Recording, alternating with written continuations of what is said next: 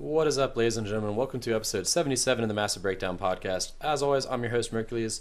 Tonight, we've got a really cool episode for you because it's the first episode after I was at the Bungie Community Summit. So I got a lot of cool stuff that I'm going to... Well, actually, that's a lie. I don't have a lot of cool stuff I'm going to tell you from that because I'm not allowed to tell you most of the cool stuff. I'm going to talk about my overall feelings and a couple of things. Then we're going to talk a lot about Escalation Protocol since I did get to play that. And actually, if you guys are lucky enough to be viewing this on YouTube, you're going to be watching some footage of Escalation Protocol that I captured at the event. So I guess I have to say a disclaimer since this is going in a video that Activision did fly me out and pay for my airfare and lodging. They did not pay me in any type of monetary sense other than that.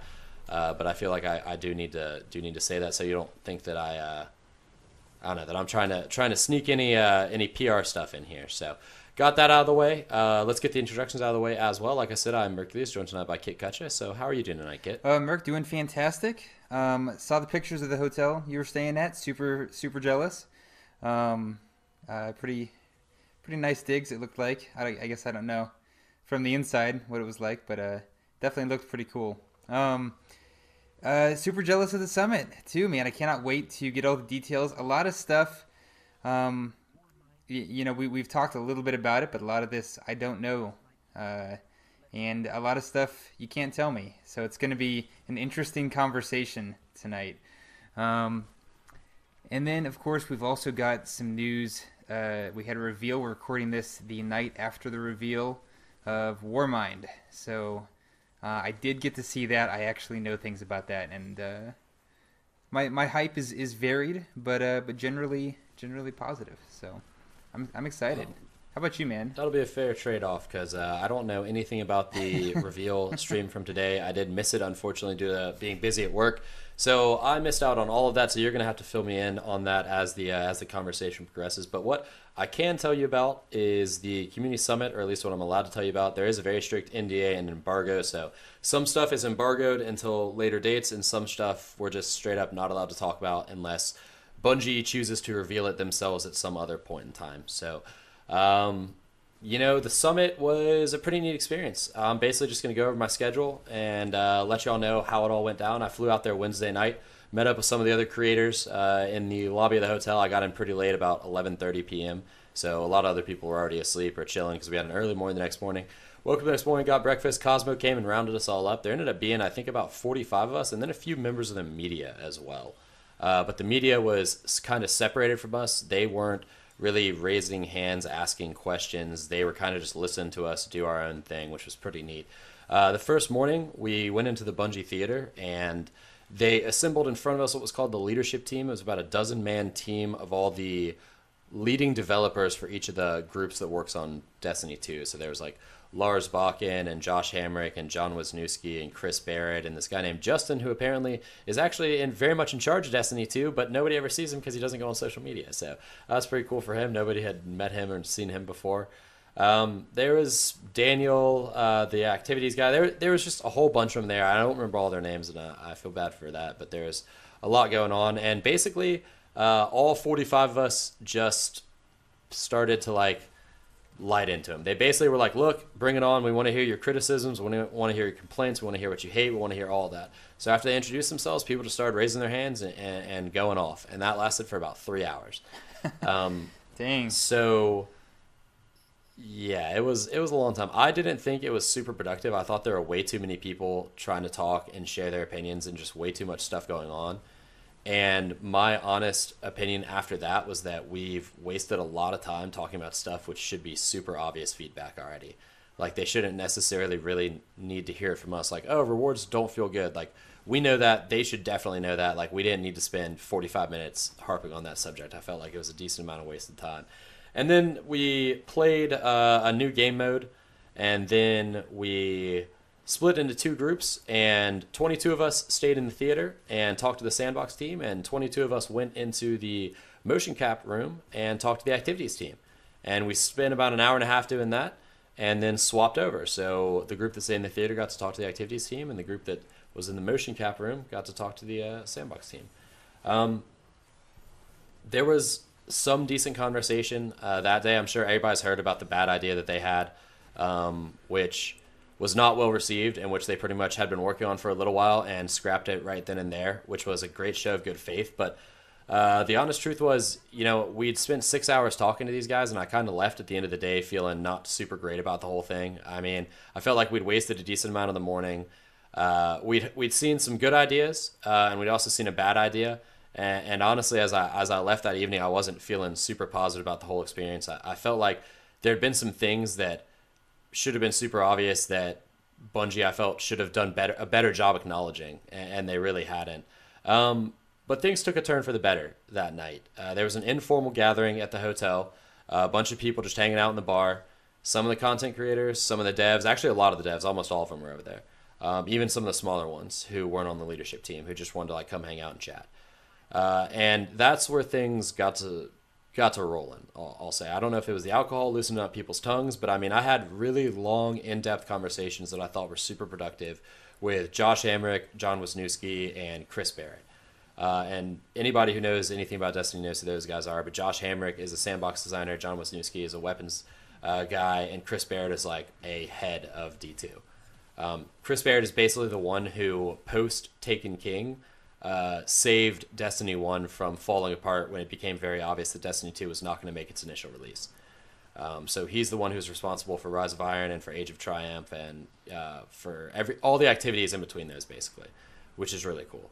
That's awesome. So had great conversations with them, got on to Josh Hamrick a little bit because apparently he's the reason that we had Bloom and Halo Reach for the DMR and also Armor Lock. So those are like two of my least favorite things. So got into a little bit of an argument with him, drunkenly challenged him to a 1v1. We'll see if we ever get an opportunity to actually do that and talk to John Wisniewski. And I know poor John is probably holding his tongue. I'm sure he wanted to come back at me a little bit harder than he could, but I was not super pleased with his response to the hand cannon bounce changes that happened right around the Thorn the Last Word time, and I told him as much. And I think after a little bit of a discussion, he got to the root of my frustration. It was really that, we want them to be a little bit more transparent about what they're doing when balance changes take place. To players, it felt like Thorn and the Last Word were powerful, and then all hand cannons suffered. But to him, he felt like they went through a lot of steps in between that to get to that solution. And I said, it would have been really cool if we could have seen those steps detailed out, because I think it would have helped the community understand what you were doing a lot more. So he agreed, and hopefully we'll see the fruits of that conversation the next time he writes an update. But, I spoke with Chris Barrett. Chris Barrett was actually just chilling over by himself. Nobody was really hanging out with him. And I was like, dude, this is one of the head guys for D2. How is nobody talking to him right now? So I took the opportunity and just walked up and introduced myself and was like, hey, I've got a ton of stuff I want to talk to you about. Do you have any questions, any feedback you want to hear from me specifically? And we talked about lore, and we talked about the direction of the game, and we talked about all kinds of things, man. It was a great conversation. And by the end of that night, I was feeling super good about the whole thing. And sure enough, when we went back in the next morning, they split us back up into the two groups. We played some new game modes and some new PvP stuff. And then, when we sat down in those smaller groups with the sandbox and the activity team, it was way better conversation. The first day had kind of been a little bit tense. The tone was a little bit accusatory, a little bit wary that this was just a PR bullshit stunt thing from the Summit members. And in their credit, it was not defensive at all from the Bungie guys. They weren't defensive. They were very open, saying hey, look, we fucked up. We want to hear from y'all how we fucked up. How can we do this better? They were super good about that. But the community Summit members who were there kind of were wary of what was going on. Are we just going to get played by these dudes to help them hype up their game, which most of us, being fair, aren't happy with right now? And, by the second day, we were pretty much clear that wasn't the case. And so we were actually having real conversations, talking back and forth, having discussions. And the Bungie guys did not dodge a single question. I don't know if they were instructed to do that, but I would constantly hear a question. I'd be like, there is no way they give an answer to that. And then they would straight up give an answer to it. Now, I know we're all bound by NDA, so we can't reveal what it was. But it was insane to see behind the canned PR response curtain that we normally get from them. And to actually hear their honest truth and their honest feedback and actually what they were thinking. And actually have discussions with them back and forth. It was totally an amazing feeling. And so the second day went so much better. And then my personal favorite part of the entire summit happened that afternoon. We broke for lunch, and they were going to put us through some new modes, some new content stuff, and then send us back in with another group. And Chris Barrett was speaking with Myelin outside of the theater Mylan's the Australian lore guy. You probably know him from Destiny Down Under podcast, I believe. And from YouTube. I think he just hit 100,000 subscribers on YouTube, so congrats to him. But Yeah. he actually was speaking with Chris Barrett, and Chris Barrett was pulling Mylan out to go talk to him with one of the narrative leads and talk to him about lore. And Mylan, I had set him up with one of my friends, one of my buddies, Vince, who works for Bungie, and he was the one who did the Saint 14 quest. And he did a couple other quests throughout the game, and Mylan had actually done a couple of videos on his quest. So Vince was like, dude, I gotta meet Mylan, I gotta talk to him about this stuff. So I set them up. So when I was speaking with them initially, I was chatting a little bit about lore too, and I mentioned that I've done some write-ups on lore for Destiny the game, and so Mylan tapped me, and he was like, dude, do you want to go with me and Chris Barrett? We're gonna go talk about lore. And I was like, oh, hell yeah. And he was like, we should go grab Arrow Knight too from Destiny Reset, because he mentioned that he wanted to listen in on this. So we went and grabbed him, and so me, Arrow Knight, and Mylan literally sat in a small conference room with Chris Barrett and one of the narrative leads and just talked for like an hour and 15 minutes, just talked about everything. We talked about the Grimoire, we talked about Dead Ghosts, we talked about Scannables, about lore tabs, we talked about Brother Vance, we talked about Oryx and the Taken King and Rise of Iron and Siva and Rasputin and Anna Bray and the Exo Stranger and Cade, and like we talked about all this stuff that's in the game. We talked about the style of writing, the tone of the writing, how jokey it's gotten, how like it's all about one-liners now, and how we felt that it was being written at an immature level. And we talked about Later Hater from the comic, and like we talked about all this stuff. And what was so amazing is Chris Barrett is taking notes on what we're saying the entire time, and so is the narrative lead. And the narrative lead is asking like, well, would you like it if we did something like this? Like, would you like it if we did something like this? Like, were you guys upset? Did you feel like we disrespected the lore? Like, do you like open-ended stuff? Do you like mysteries? And because I'm not getting into any specifics, I can say stuff like this about our conversation. But basically, at the end of the thing, Chris Barrett and this dude were just like all smiles. And they're like, man, everything you heard is like exactly what we wanted to hear, because it's what we thought too. And the direction that we're pushing it in is already like aligns perfectly with what you guys are asking for and what you guys are saying. So they were like, we are so excited for you to finally be able to get your hands on this new stuff that we're putting out, because we think it is going to be like exactly down y'all's alley, exactly what y'all want. And that was just like music to my ears, because I know that, you know, there's a smaller percentage of the population that cares about the lore than say cares about the sandbox or cares about the activities or cares about the rewards. But to hear Bungie acknowledge that they shared our views on something and were already working to fix it was so totally refreshing. And that just like elevated me over the edge of being just super happy with how the summit ended up. Yeah, that's really exciting. Because I mean, sometimes I think feedback on it can kind of get lost in the and all the other stuff going on with the game, but having the lore feel like meaningful and deep, and you know, kind of spanning the emotional gamut. Like the Grimoire really went all over the board. There was stuff that was funny, there was stuff that was really serious, there was stuff that was dark. You know, it was just so evocative, and it covered so much ground, and we just haven't seen a whole lot of that. In Destiny 2, and it hasn't been, what there is hasn't been as accessible, which is weird because it's in the game, but it's just not in the game in a way that makes it easy to really directly engage with. I spent so many hours just reading stories in the Grimoire at work, totally always on breaks if you work with me and are listening. That's exactly what Mylan said. Mylan was like, look, I used to bring my phone out when I went to the bathroom and read Grimoire. And he's like, how am I supposed to do that in D2? And he's like, not only that, but a lore tab is a singular little tiny bit of information. Yeah. And Grimoire cards, like, okay, so say we have an exotic in D2. It's got a lore tab. It's like a paragraph of information, maybe a page. In D1, we had Thorn in the Last Word that had like a story associated with them, like 6 Grimoire cards associated with them. Yeah. And not to mention, we had Grimoire on stuff that had nothing to do with any items that were in game. It just came from Dead Ghosts. So lore tabs have a place in game. Don't get me wrong. They're great. I appreciate having. I love the concept. I hate that it replaced other stuff. And that's exactly what we said to them. And it was like the same thing with Dead Ghosts. Like Dead Ghosts were collectibles. You wanted to go out and get them. And scannables are interesting and super great, but it would have been cool to have both instead of one or the other. So really that whole conversation just went like super great. I know Mylan is really, really happy. I mean, he said that he literally was like, before the summit was like, I'm done making Destiny stuff. Like, I'm not going to do this anymore, because he was running out of stuff to talk about. And it's totally like revitalized his, passion for what's going on. Yeah, that's awesome to hear. People are worried that like we are just now the PR, we're the hype mouth for Bungie to hype up their new expansion. And that's not completely true. People are like, "Oh, you just hired a bunch of yes men to go out there and do your bidding for you." That's not true at all, man. If you look at the amount of people who went out there, Gathalion gave up playing Destiny, said he won't come back to it until the game is fun. Datto straight up called out Bungie for this being a PR thing before it even started. Dr. Lupo straight up said he's not going to come back to play Bungie or to play Destiny anymore because he's moved on because the game lost him.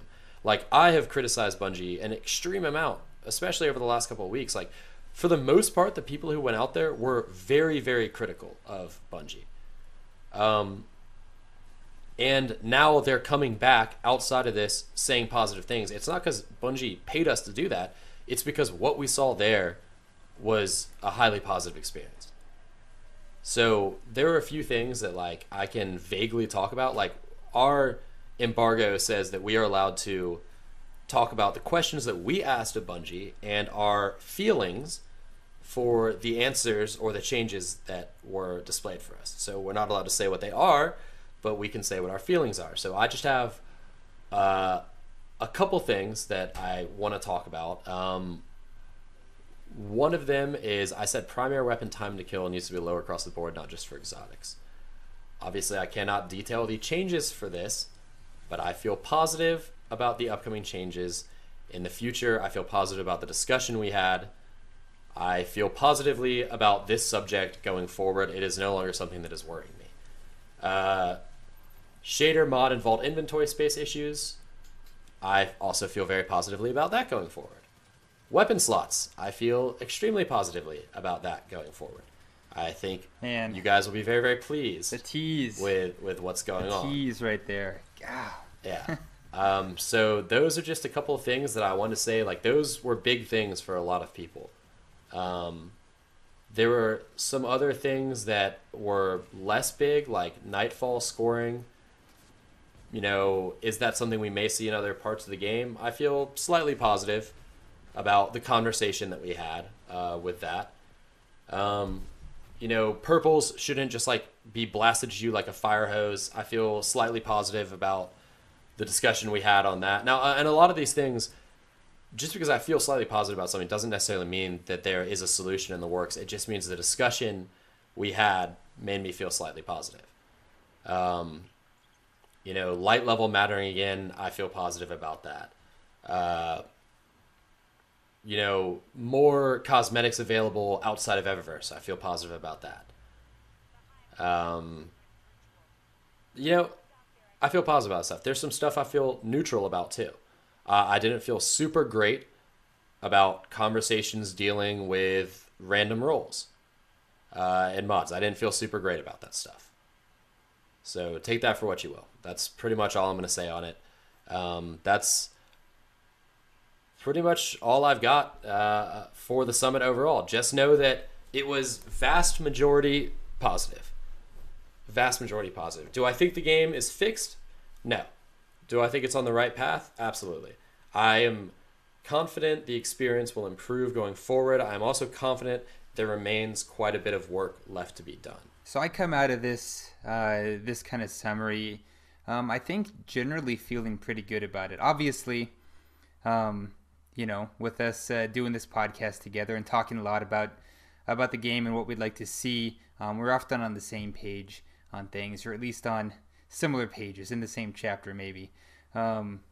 So that's really encouraging. I think a lot of people listening, hopefully you're all with me on that, and if not, I hope to hear from you as far as things that you're really concerned about. But Um,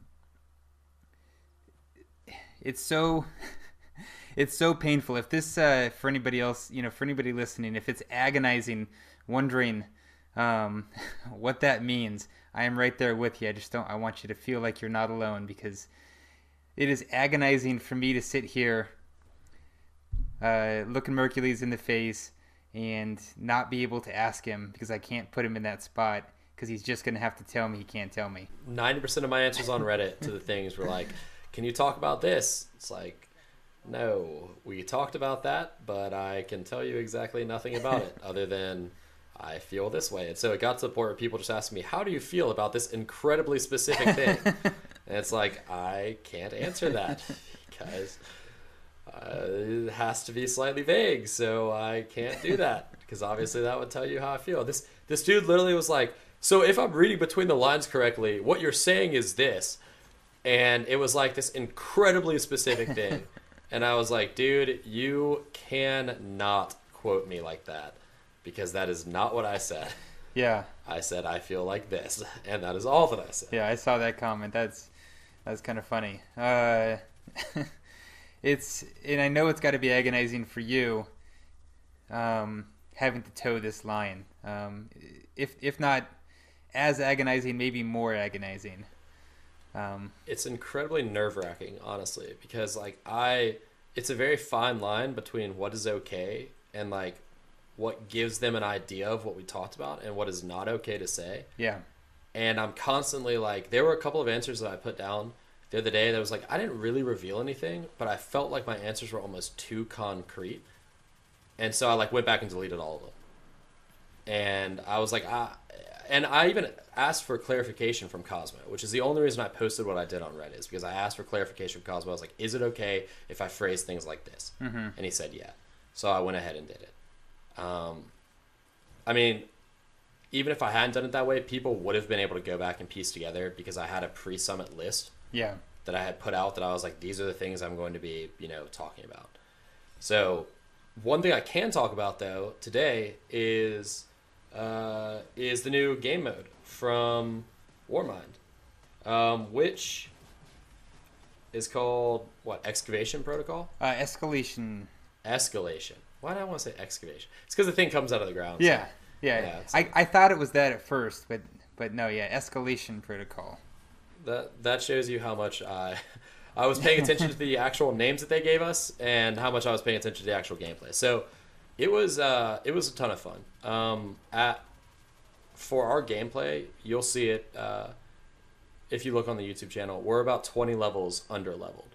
So they said that they feel like this is probably the light level most players are going to be at when they finish the campaign and do some like odds and ends and quests and stuff like that. So the recommended light was 370. And basically what it is you go to a spot on Mars in the Hellas Basin, and you activate this protocol, and then you have to kill wave after wave after wave after wave of hive. And I do want to add, too, because this is something you don't know, but this was included, not obviously, in the reveal stream today. They showed gameplay. Now, they did make mention of the fact that they totally hosed the Summit members by forcing you guys to play under-leveled at the level that you might be at the end of the campaign, and they were showcasing themselves playing over-leveled at max, I believe they said at or near max power. I'd have to actually look at the shots. So they they're providing two different views of what that game type's going to be like. So yeah, and so under leveled, it was extremely difficult. We had a team of 3, and we teamed up with another team of 3 to make it 6 of us total, and we were able to get to the 3rd level once and get to the boss on the 3rd level, and then we just straight up, it's a DPS check, and straight up we could not do enough damage. If we'd had 9 people, I think we would have been able to do it. But there was another team of just 3, and I don't even think they could get past the 2nd level at all. And really, in fairness, the only reason we got past the 2nd level, because it does this really, really cool thing, which is something that I love, where if a public event happens during the Escalation Protocol, they merge together, and not in like a half-ass, like, oh, they're both just happening at once. Like, it forms a new event. based around both of them happening. So they like planned for this to happen. You know how sometimes you get like a walker tank versus a giant taken, but that wasn't really planned. It just like coincidentally happened, and then it formed like just two events happening simultaneously. In this one, if it happens, they actually merge together and form one event. That's awesome. So you don't have to worry about the timer running out for either one because they basically come together. And so it gave us an extra minute, and we were able to take down the boss on phase 2 or on round 2. And then what happens is if you wipe and you start it over immediately, it picks up at the last round you won.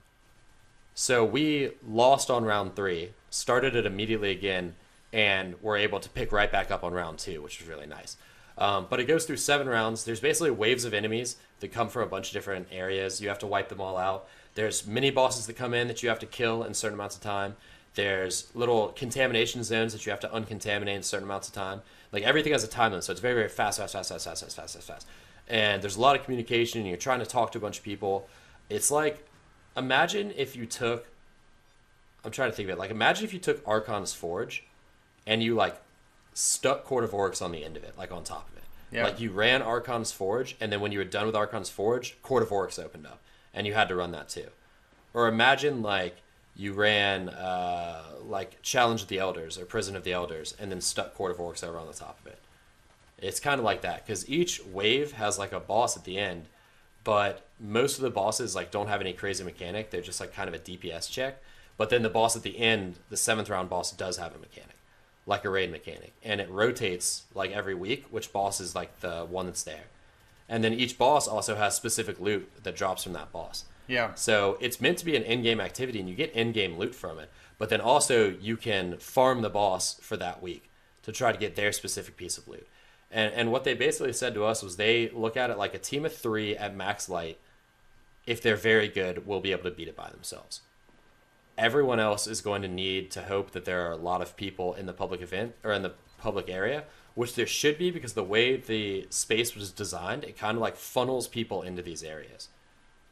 You know? And because the loot is so good that you get from it, you're not really going to be running past them if you see one.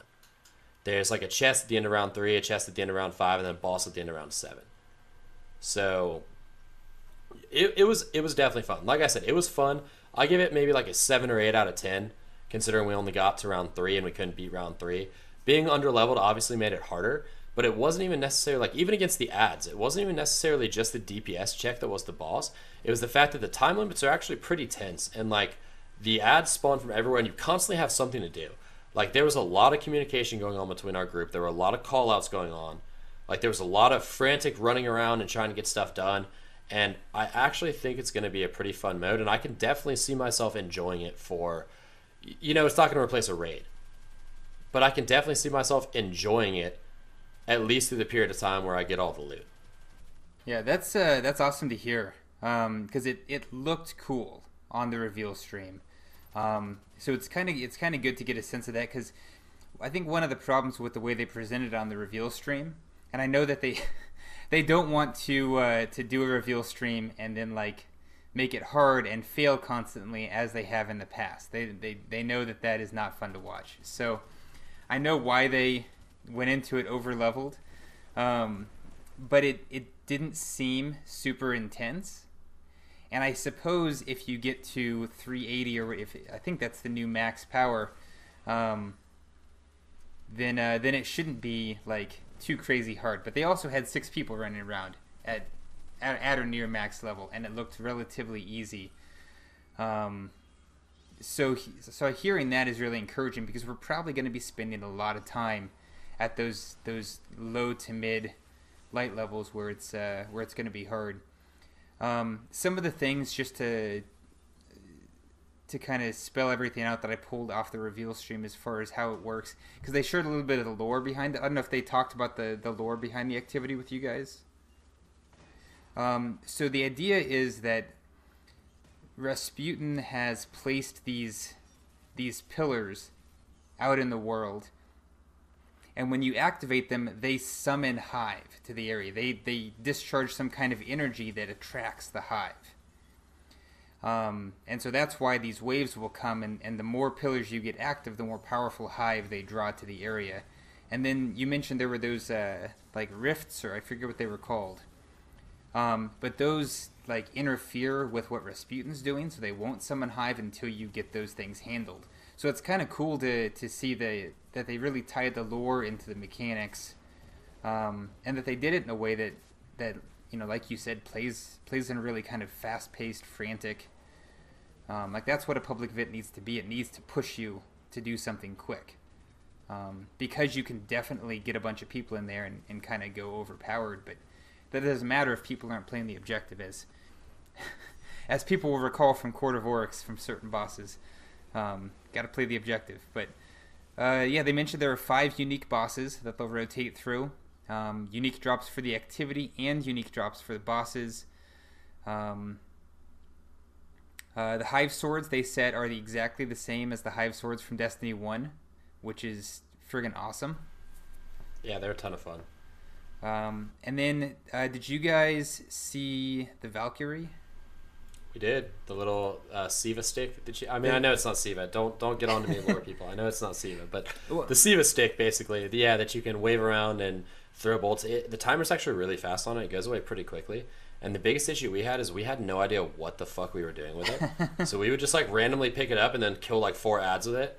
And we were horrible at saving it for the bosses to really do some heavy DPS. We started to realize that towards the end of it. But for the first little bit, we were like, we have no idea what's going on with this thing. We would just pick it up and massacre stuff and be like, oh, it's gone again. Well, they described it as a magical spear rocket launcher thing. So I don't think you can, you don't have to apologize to the lore buffs. Bungie did not do any better. They don't know what it is either. Yeah. They just know that it's cool. Yeah. They're like, it's supposed to just kill everything. So have fun. Yeah, so that's cool. The what they showed you guys, I think, really complements what they showed on the stream. Like, I think getting both viewpoints actually makes me more excited for it than the stream did, because we need a good PvE grind other than the raid. So that's exciting. They also kind of inadvertently showed a little Warmind box hidden under the bridge, just like the ones in Arecibo on IO. If you haven't played that adventure, you're missing out. So that was cool. So there are, I guess, I don't know if it's a scannable or if it's a dead ghost or if it's something along those lines. But it's something to find, and they Deej specifically said we're not going to talk about that. So that's exciting. I'm watching your face. I'm getting nothing. I actually didn't see that. I know some people in the reveal saw it, or not in the reveal. I know some people in the summit saw it and were talking about it, but we didn't get anything. We didn't get anything out of them either. So okay, all right, fair enough. And what else did they show in the review? I'm really upset that I missed this. I guess I'm not going to be in the office tomorrow either. I'm going to be driving the whole day because I got to go somewhere for work. So I don't know how the hell I'm supposed to watch this reveal stream, but I assume they talked about some other stuff as well. Exotics, I know, were mentioned. Yeah, let me just roll. I recorded my notes chronologically, watching the reveal, kind of pausing every now and then to type stuff into Google Docs. So let me just roll through that. So they kind of gave us some story stuff. I'm going to, I think, I'll just talk real quick about all the story stuff right now. If you skipped the reveal to avoid spoilers, go ahead and just skip 1 minute ahead and you should be fine. And go. So here it is. So Rasputin has broken free in the Hellas Basin on Mars and is basically doing some crazy shit, solar system wide is what they said. I don't know what that means for other locations. Maybe nothing, maybe something. But on Mars, it's causing the polar ice caps to melt, and uncovering what's essentially been described as a time capsule called the Spread, which is the birthplace of all of the Clovis spray tech and the super high technology that allowed humanity to colonize the solar system, including Rasputin. So this is Rasputin's cradle. It's his crib that we're going to here. His stronghold is the giant Warmind box. In case that was a difficult guess for anybody. Looks like a pyramid from a distance, but it It is definitely like a double-sided pyramid. Anyway, let's move on. Campaign will happen there. However, also thawing out in the ice. We're going to learn all about Clovis Bray, the company, and the people. And Anna Bray will star. She is one of the few, if not the only, Guardian who knows who she was before she was resurrected. She'll apparently be our friend, our vendor, and also a core part of the storyline. So I guess we can call her a friender. It's the term I'm going with for now. And there also are definitely Hive tomb ships buried in the ice. So that's awesome. And that is all the story I'm going to talk about. So hopefully I kept that pretty close to a minute. Nice. I'm hoping this is the beginning of the darker, grimmer lore and focus. Definitely. I mean, the trailer looked, more serious than jokey, which is a pretty good thing. I wouldn't say it was the greatest trailer I've ever seen, but Anna Bray as a character kind of intrigues me. So I'm looking forward to all that. Yeah. Clovis Bray, lore-wise, this is not spoiler stuff, has always in Destiny has a very dark history. Like there's a lot of like bad stuff that went on with Clovis Bray. Then there's some good stuff that came out of it too. Obviously, we can probably credit them for faster than light travel and building these colonies, and we can also credit them with torturing people with Siva. So it's a kind of a double-edged sword here. So we'll see how that plays out in Warmind. I'm excited. I would describe myself as cautiously hyped about the story. But let's talk about the exotics, because I am incautiously hyped about the exotic changes, and I don't know how much of that you got to see at the summit. I know anything they didn't reveal you can't talk about, but we kind of ran through what they did reveal before we clicked the record button here. So just to kind of briefly what they showed on stream or talked about on stream. Fighting Lion is getting more detonation damage and less impact damage, so it's making it, in theory, more reliable for getting kills when you don't actually hit somebody in the face with it. It's also supposed to get more ammo, and a kill guarantees a special brick to drop, which for most... they called it a special brick, but I'm assuming that they meant an energy brick. Just shows that they can't keep the lingo straight either. Which for most energy weapons I would say is meaningless, but for Fighting Lion actually might matter. Risk Runner is like friggin' turning it up to 11. That gun already can be exploited by damaging yourself with a grenade and then just shredding a public event. So now it's going to have more arc damage resistance. And also will bring its damage resistance and damage buff into PvP.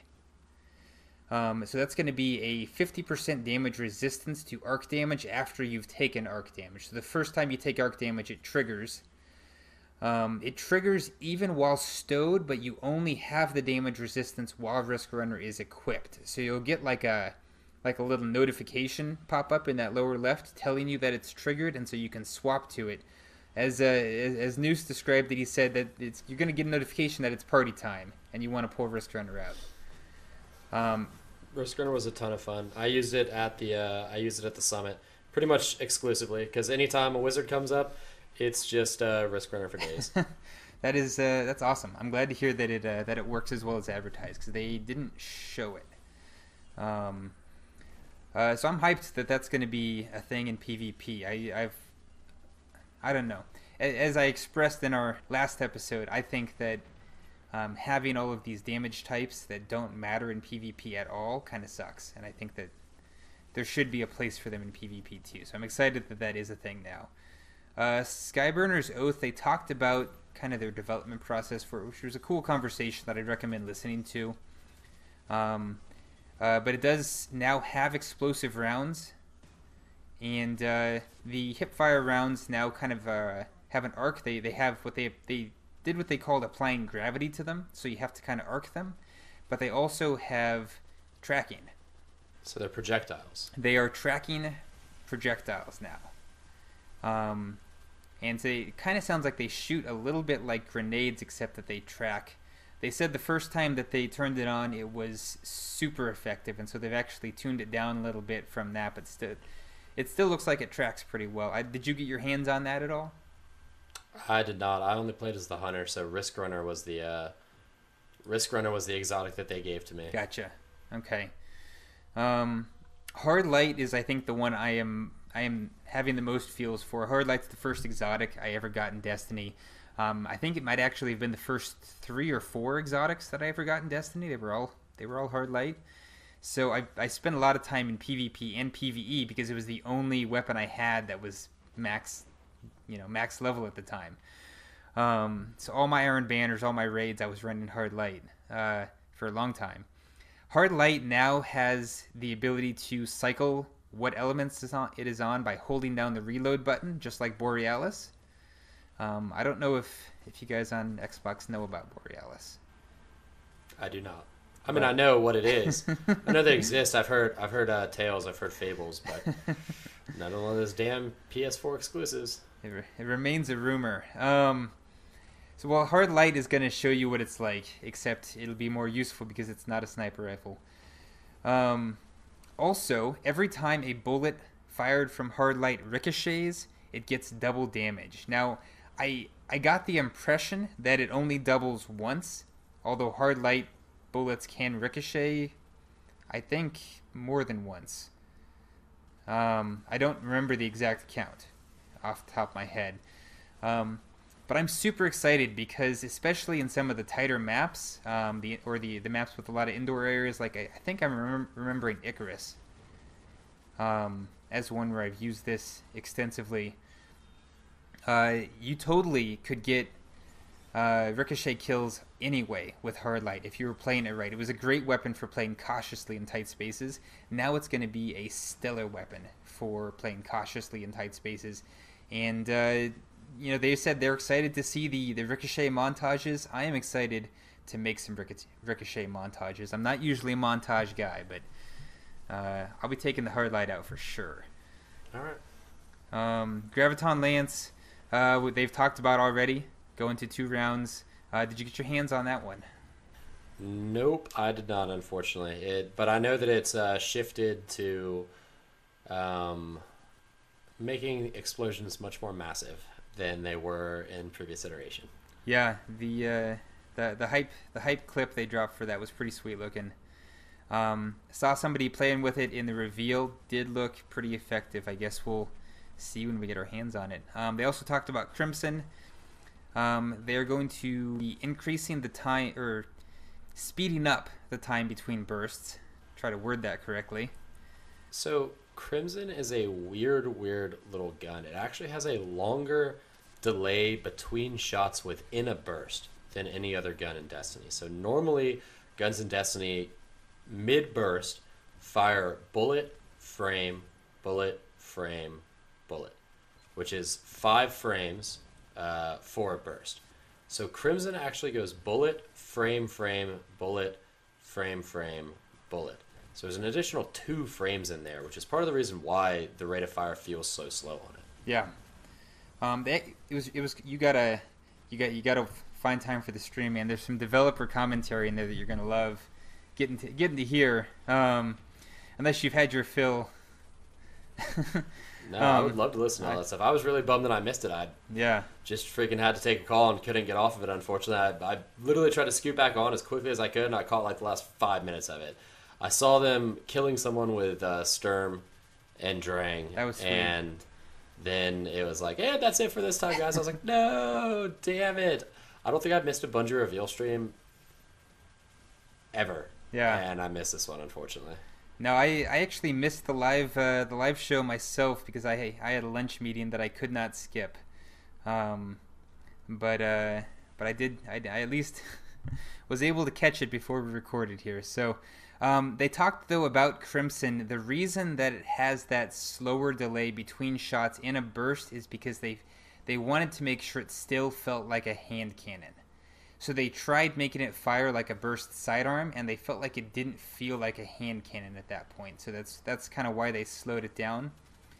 But then to make it effective now, they're just gonna remove 1 or 2 frames between bursts, which is what we call the frame delay. Which isn't going to do too much to it, if I'm not mistaken. I mean, if they move, Well, even if they remove 4 frames from it, which is 2 frames in between each burst, it's still not going to do enough, because I'm pretty sure it's killing at 1.4 right now.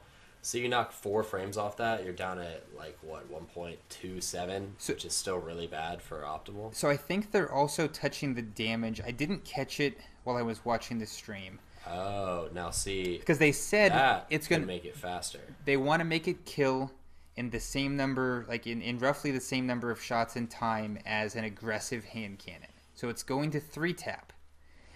They said that the first bullet of the final burst should be the optimal killing shot.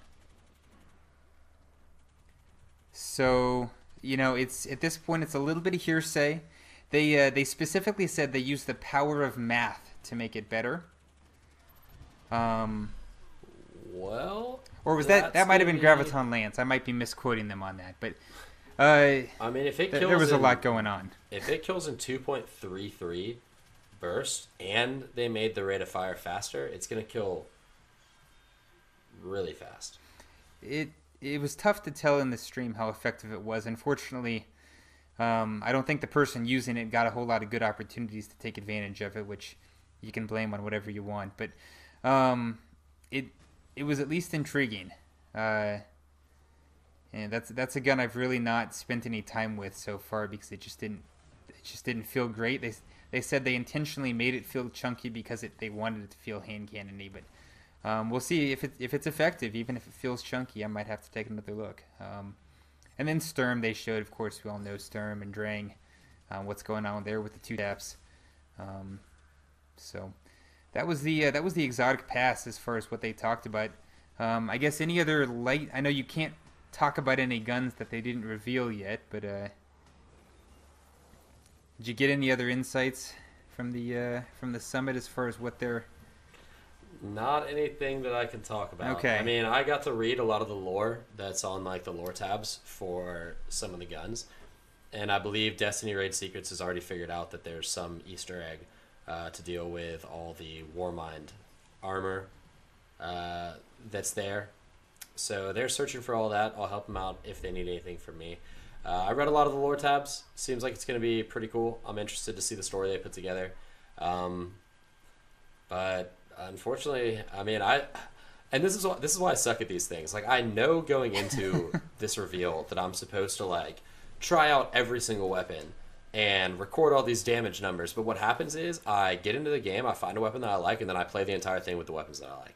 And I don't look at anything else. So, like, literally, they were like, okay, guys, pack up your recording gear. And I was like, oh, shit. And I was, like, trying to inspect every single weapon really fast, thinking, like, oh, I can just pause it in my video editing software and, like, read what's on this thing.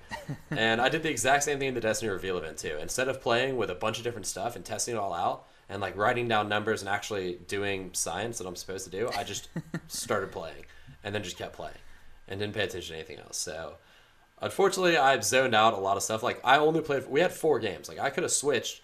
I could have switched characters and tried out the other characters. Just played Hunter the entire time.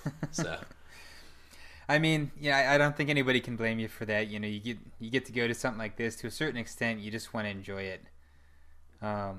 So, and we'll all get our hands on the final stuff soon enough. May 8th is going to come real fast. There was some other stuff too, though, that they revealed in the stream that I guess I'm kind of curious to know what you did and didn't get to see. They showed the emote wheel that looked super functional. Can't really say anything better about it. I'm glad that that's a thing. They showed though some season 3 updates. Specifically, they talked about private matches and crucible ranks. Private matches, I'm excited about what I saw. I'm always disappointed not to see crazy customization options in private matches, but it looks like it's essentially the same as what we got in Destiny 1, which I'm not mad about. I'm actually pretty happy about. So I don't know if you guys got any info on that. Nada. So yeah, basically for those of you listening, if you haven't seen the reveal stream, it's exactly the same as private matches in Destiny 1. You've got your respawn time, score limit, time limit, map, game type, the specific game type options like survival. You can set the rounds to win and the team lives.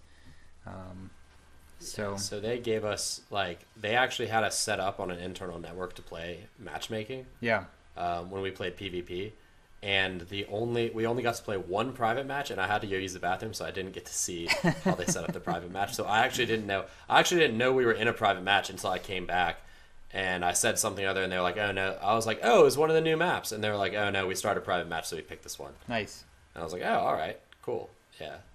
So I got to see nothing about the private matches. I did get to see one of the new maps. However, I'm pretty sure I'm still not allowed to talk about that. So. And here I was about to ask about that. I was going to ask you actually at the end about maps specifically if you got to see them. We weren't allowed to. We were not allowed to record anything to do with the PvP aspect of the game. We could ask questions, but we're not allowed to record anything.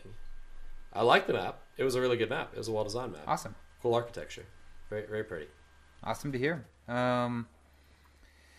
Let's see, what else? So they talked about, I guess before I get into Crucible Rings real quick, they did talk about some unique weapons that I think you are allowed to talk about. So I'd love to real quick mention those. Two of those actually come from Escalation protocols. We should have talked about those before. They talked about the shotgun that you do a melee to trigger damage bonus on it. Sounds like it's a pretty sizable bonus. And then they also talked about a sniper where if you ADS and don't fire immediately, you'll get a damage bonus. And they said that we would be surprised how big the bonus damage was from that. It's pretty noticeable. They recommended that we use it in Escalation Protocol, and we did not, because damn you, I will use a rocket launcher. And sure enough, I missed about 15 shots on a wizard because the wizards seem to always move at the exact second when you fire the rocket launcher. But yeah, we saw the shotgun. A lot of them are using that on the ogre bosses and things like that. The sniper rifle was pretty neat. I did use it for a little while. What else was there? Desperado was on the perk that I can't remember now, but it's the competitive pulse rifle. Yep, Redrix's Claymore. Yes. It's basically if you proc Outlaw on a kill and reload, it speeds up the rate of fire. And this is another one of those things I was talking about earlier that I was like, damn it, I should have taken notes on this. I should have paid attention. Really, I just really liked the way the gun played and played with it the entire time. And noticed that it was doing that and did not pay any attention to it other than it was helping me kill people faster. And really should have paid attention to it and did not. So... one thing that blows my mind, they specifically called this out on this gun. This is the first time they've had a weapon where the rate of fire gets increased, but it doesn't change archetypes. It doesn't change the impact. The damage stays the same. So it just kills. You get one headshot kill, and then you can get this cycle going. Yeah, no, Imtash was chaining them back to back to back, and he was playing on my team as well, so I was watching him do it. He would literally chain, and he was using the Warlock, so he would use Devour to get his health back. So he would literally get a kill, proc it, Devour, get another kill, proc it, get another kill. He was chaining them, which was pretty cool. But I just thought, honestly, the gun was really good. I noticed what it was doing, and I read the perk, and was like, oh, that's pretty neat. And it played really, really well. So I think it's going to be a gun. And I mean, the rank that you need to get is I think they said Mythic. No, it's Fabled, I believe. It's the middle rank. Fabled. Basically. It's the third rank. And each rank is supposed to roughly hold 20% of players. So it'd be the top 40% of players will be able to get this gun. I don't think it's going to be a super difficult weapon to achieve for people who actually put the time into competitive. Now, this was one area at the summit which I disagreed with the majority of the population that was there. And it was not that... I think there needs to be in-game gear. I think there needs to be gear that comes from Trials wins. I think there needs to be gear that comes from raids, prestige nightfall, stuff like that. What I don't think is that you should have gear that is exclusive to a certain win limit, because no matter what you do, there's going to be a portion of the population who will never be able to get that weapon without having someone else basically carry them. A prestige raid, you can be terrible at the game, terrible. But if someone teaches you the mechanics and you practice enough and you run it enough times, you're eventually going to be able to beat it, or at least be like Sherpa'd through it while you're still contributing something. With PvP skill levels, there is no way that a portion of the population is going to be able to get that. There are some people who just aren't the top 40% of players. And the top 40% is very, very generous, don't get me wrong. I'm not particularly worried about that. I think the vast majority of people who care about that gun are going to be able to get it. What worries me is that it's the beginning of something where, like, there's a weapon that you can only get if you go flawless. And although that might be good for the game in the short term, although that might be good for the hardcore players who want something to chase, although it may even be good for the population of trials or something like that, in the end, it's going to turn very, very toxic. You're going to have people paying. I mean, there's already paid trials carries right now, and you don't even get shit for going flawless. Now, imagine if you actually got a really good weapon for doing it. Yeah, that's like, trials would become so toxic so fast. There would be so much complaining in the community, and you would alienate a portion of the fan base. Which is why my favorite aspect of trials in Destiny 1 was when they had that one bounty that you had to, like, complete 10 games and get 75 kills or something like that, or defeat 75 guardians. Yeah. Like, that was my favorite thing about trials, because my friends who totally sucked at trials could still play and enjoy playing because they were working towards something that was going to give them a trials reward. They weren't going to get adept, they weren't going to get flawless, but they were still going to get a trials reward. Yeah. If this gun were a drop, an end of game drop that was very, very rare in the competitive playlist, that would be cool. Or if this gun, you had to play 200 games in the competitive playlist to get it. Like, that'd be cool. Because anybody can get... I really, truly feel that anybody should be able to get any item that changes gameplay in the game. And for PvE, all you have to do is work a little bit harder. Like, there's no level of PvE that is too difficult for any normal gamer to achieve with time and practice. But the problem with PvE is there are some levels that it just will never, ever, ever, ever, ever happen for some players. And I spoke out about this at the summit and was, it was not positively received by the summit attendees for the most part. I think they thought I may have been saying that, like, I didn't think Prestige Raid should give out raid gear, which is ridiculous. I clearly think it should. Same thing. And I think Flawless should give out gear for wins as well. I just don't think it should lock specific gears behind certain numbers of wins. Like, imagine right now, Vigilance Wing is a great example because it looks like it was a Trials weapon. Imagine if Vigilance Wing was locked behind going Flawless. Well, on the positive, you'd have a lot less Vigilance Wings in the Crucible. But on the negative, only people who went Flawless would have what is arguably the best weapon in the Crucible right now. So yeah, you would drive the Trials population up a lot. And you would also drive up DDoSing, and you would drive up hacking, and you would drive up toxicity in Trials where people are getting really, really upset when they lose on that last game. You would drive up paid carries. You would drive up complaints in the community of, what the fuck, Bungie? How did you lock the best gun in the game behind something that only the top 1% of players are ever supposed to do? Yeah, it would. There's definitely some risk there. Well, I guess, did they talk to you guys about what they're doing with Crucible ranks at the summit? Okay. Yeah. So it's win-loss affects one of them, and you get a win streak, which, multiplies. It makes it go faster. So if you're winning a lot versus very low levels, you're going to very quickly progress up, like, through the ranks until you get to a spot where you're like win-loss, win-loss, win-loss, and you're going to stay even. And if you don't play 3 games in a week at the highest ranks, you have this, like, decay to try to keep you playing. So you can't just, like, build it up and then sit on it for the entire rest of the season. They didn't mention that in the stream, so that's good to know.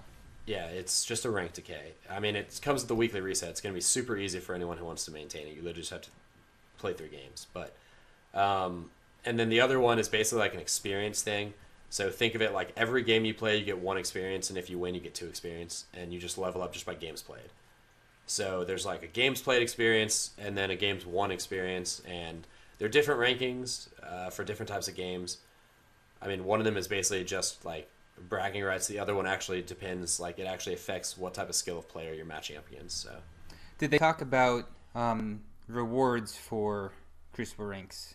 they said there's just a different set of rewards, but I didn't go into any detail about it. So they didn't show anything on the stream, really. They showed the emblems on the stream. But I guess, so this is what they revealed today on the live stream. So essentially a lot of what you just said. Valor is progression. It just goes up with completion, goes up fast with wins, doesn't go down with losses. It's only applied in quick play and the rotating playlists. That's the only place you can get it. Does have streak bonuses for wins, obviously not for losses. Glory is only in the competitive playlist. Like you said, up with wins, down with losses. It does have ranked penalties if you leave a match before it ends. It also has both win streaks and loss streaks. I think they said those were capped, like they won't get any worse after like 3 of one. They won't get worse or better after 3, I believe is what they said. But then they talked about rewards, which I thought was really interesting, and I hope they go into more detail, either Thursday or else next week. So it sounds like you're going to have to go talk to Shaxx, like you're going to be required to go talk to Shaxx once to get a welcome package and 2 emblems, which are going to track your ranking. And then it sounded like there was going to be some other stuff in the welcome package, but they didn't really go into that. It sounds like you're also going to see in Shaxx's vendor screen all possible rewards and how to get them. So they're going to list out all of the possible rewards you can get from both Valor and Glory, and they're going to be achievable by doing specific things, such as reaching a specific rank. There are going to be rewards that you can get by resetting your Valor rank. So the Valor rank can be maxed out and then set back to 0. And it sounds like also if you do that, there's an emblem that will show how many times you've reset your Valor, which is uncapped. So if you play a crap ton of Crucible and you have 277 or 1,000 resets on your Valor, people will be able to see that, which is pretty cool. Because it kind of shows that you are a Crucible badass, which is something that right now can be difficult to tell if you don't actually go look at Elo sites. So I never know. Then they also talked about there'll be new guns available from every rank, and then every season there's going to be like one chase gun, which is the Redrix's Claymore is the first seasonal chase gun that they talked about. So next season they'll have something new for Glory for the competitive list. So that's what they showed. So kind of, I guess, putting that together with what you had from the summit, that kind of gives us a complete picture. We'll have to see how they actually work. I don't know if you got any sense of what the ranking system is based on as far as wins losses. Is it just like straight win loss elo, or? No, I mean they obviously have like some system behind it that fudges the numbers. It's not elo. It's not True Skill, obviously, which I found out that True Skill is owned by Microsoft, which is why they can't use. Which is why so many companies can't use True Skill, and there used to be a lot of companies using it because it's actually owned by Microsoft. Oh, did not know that. Which is pretty funny. Yeah, so that would explain why no game on PlayStation can ever have True Skill, unless they pay Microsoft to license it. But no, I mean they have some weird system going on behind the scenes, which I assume is to prevent people from fudging their scores. Like obviously you could boost in Halo 3, where if you just lost a whole bunch of games and then you played with some people who were much better than you and won, you would jump like massive amounts of ranks all at once. Sure. And it made it way easier. And I'm assuming that the reason they've fudged what the numbers look like to us is so that you don't, so that people can't do that. So people can't figure out how the system works and find a way to exploit it. Because if there's one thing the gaming community is good at, it's finding the easiest way to do something and then beating that into the ground. So. Well, I'm sure it's only a matter of time. But that's everything they showed in the reveal stream that I caught on a single watch through. So as far as I know, that's all the news. All right. Well, that's all I got for you, too. So I think we can call this podcast quits. And I'm just going to try to watch the reveal stream when I get some spare time, maybe tomorrow, if I'm so lucky. But I have a feeling I'm going to be in the car for about 6 hours tomorrow, so I probably won't be. But we'll see how it goes. Just watch it while you drive. That's safe. It's totally Yeah. safe. Totally safe. I don't see how that could go wrong. All right. Well, this has been another episode of Massive Breakdowns, and appreciate y'all tuning in. Be sure to check us out at Destiny MVP on Twitter and DestinyMassiveBreakdowns.com on whatever your favorite interweb device is. Also look for Mercules 904 and KYT_KUTCHA all over the internet. So that's all for me. All right. Well, later, y'all. Peace.